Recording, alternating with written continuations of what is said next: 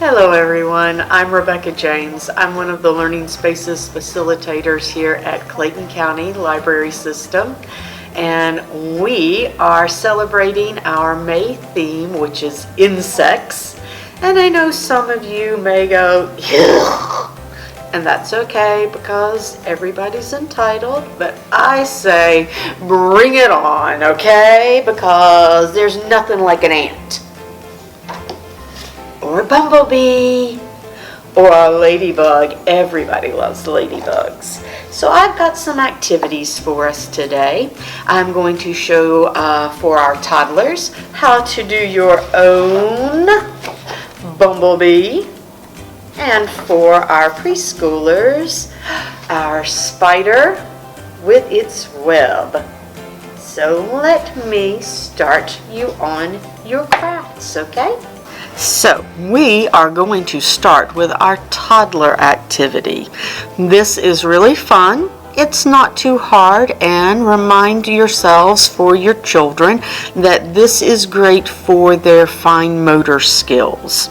So you need to start with a piece of paper. I have a white construction paper. You need to have ideally some tissue papers. Now I did not have all of my solid colors, so I'm going to have a very creative bumblebee from my display today. So construction paper, tissue paper.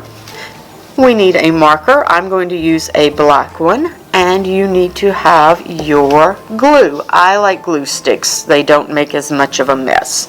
And ideally, a pair of scissors, okay?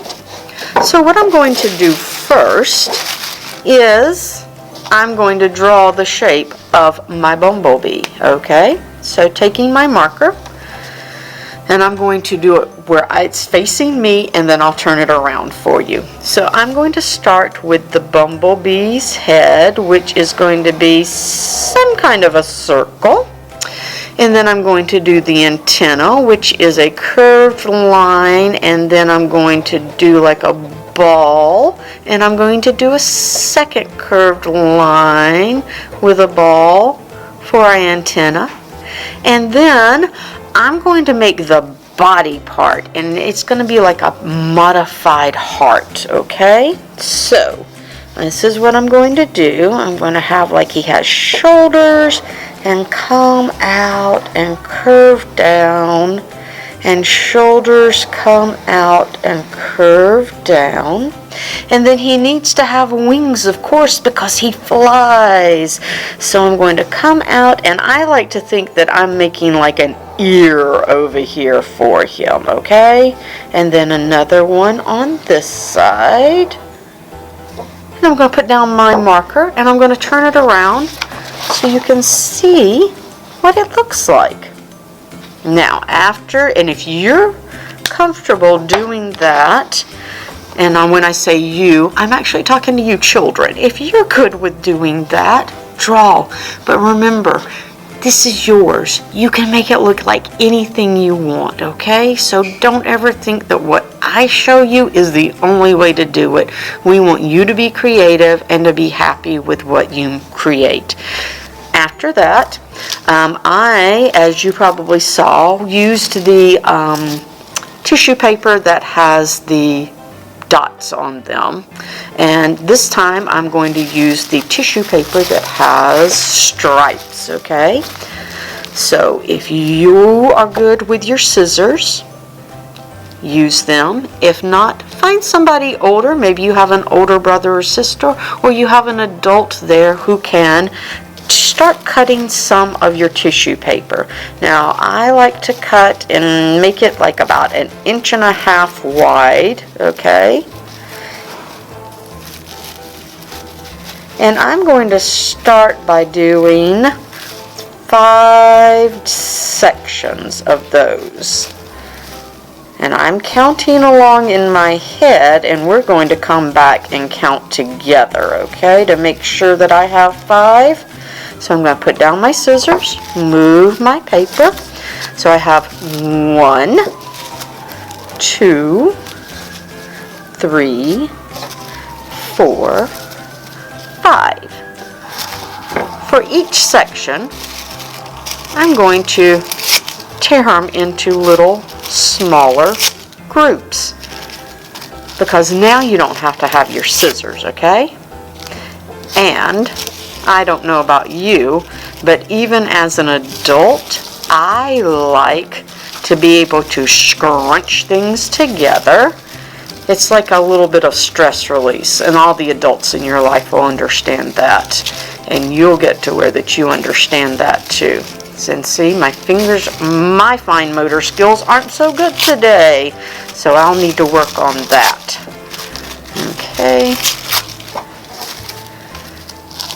But this is going to be a lot of fun for you. And remember, like I said, if you have solid color tissue paper, use that. It's fine. But you can be creative. And adults, if you don't have tissue paper, but you have cotton balls, the child can use cotton balls. If you don't have cotton balls and you've got some pom-poms, like I found some yellow and orange pom-poms, you could use those. You could even give the child a piece of regular copy paper and let them color it with either crayons or markers, and then let them tear that up. Because now that I've got my pieces of torn up tissue paper, I'm just going to crumple them up. Do you see that? Now, how many times do you get told that you get to create something by crumpling up paper?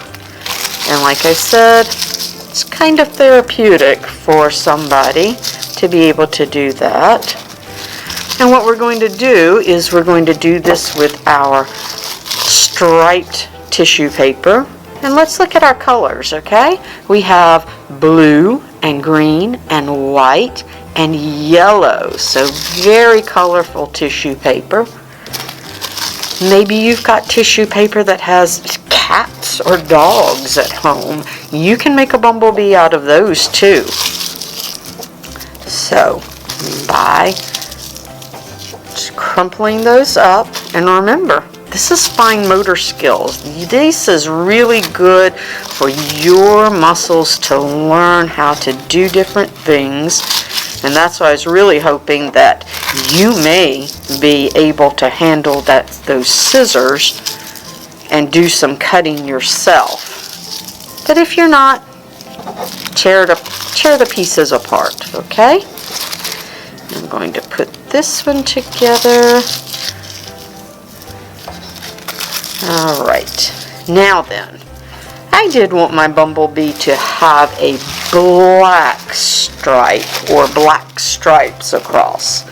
So I'm going to cut my black paper and I'm going to do the same. I'm going to do one strip, two strips, three strips, four strips, and 5 strips. And again, tear them into smaller pieces that are manageable. Crumple them up. And once we start making our bee, if we find out that we need more, we have more.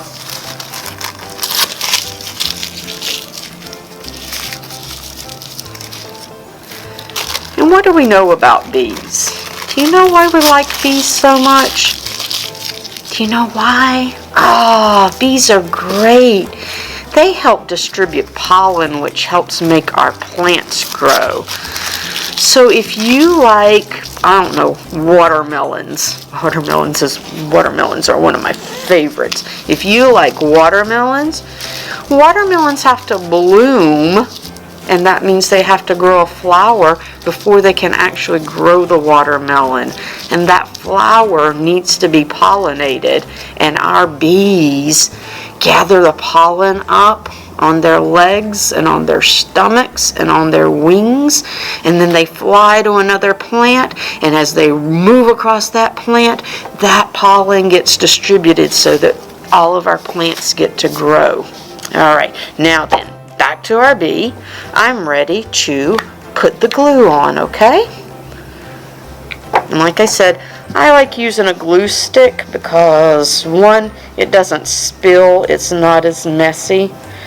Do remember that even though we've got the outline of the bee, if you go outside those lines, it's not going to hurt anything, okay? So I'm going to start, and my first row on my bee is going to be my stripes, okay? And I'm just going to press them down. Look at that. And if you're looking at my bee and you're saying, I've never seen a bee that looks like that, it's okay. This is Miss Rebecca's bee. I appreciate traditional bees. As you can see, this nice fellow right here. They're yellow and black.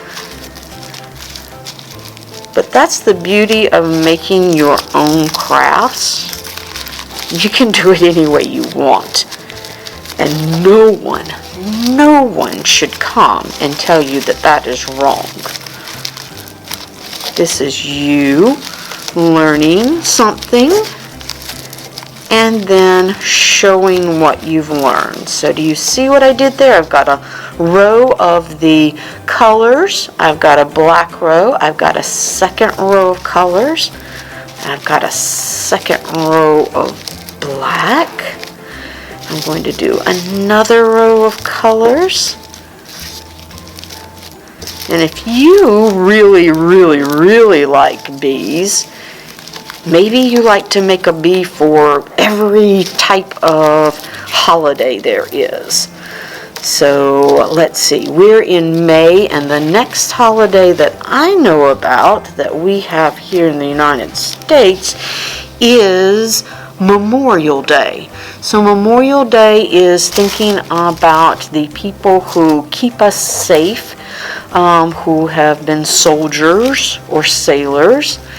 And maybe you want to do a red, white, and blue bee based on Memorial Day. And then summer's always great, so you could do bright colors like yellows and greens and pinks and reds, kind of like I did the bee here. But you know what? He's looking good, but he's missing something. Can you tell me what he's missing? Look around here. What does every animal need to have? That's right, eyes. Okay, so I'm going to actually draw eyes on my bee. I'm just coloring them in because I have to say most bees don't have blue and white and black in their eyes. There's just usually just one color that we can see. And then I know that they're not human, so they don't smile, but don't you think you want your bee to have some kind of a mouth on it that you could see? What do you think? I'm going to say yes, so I'm going to actually draw a smiley face on my bee. So what do you think? You can do that, can't you? And then if you wanted to, you could go in and fill in your wings, or you could color them in. You can come and you can draw a flower or something. Let me see. Now, I'm not great at drawing flowers, but I think that I can give you something, because isn't that why we have bees?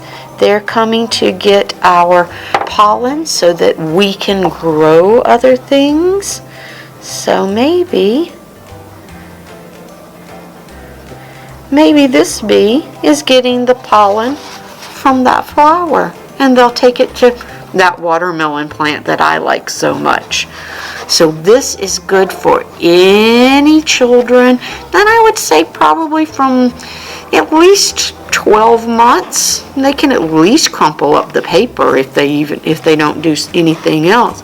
all the way up to children in elementary school.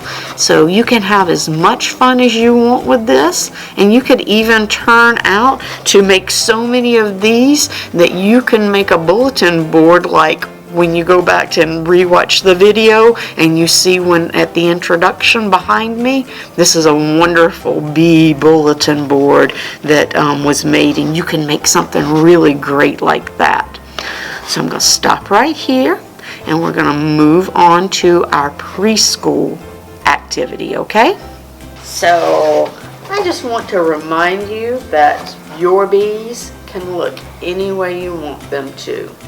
You know what? I was just realizing that I wore the butterfly headband.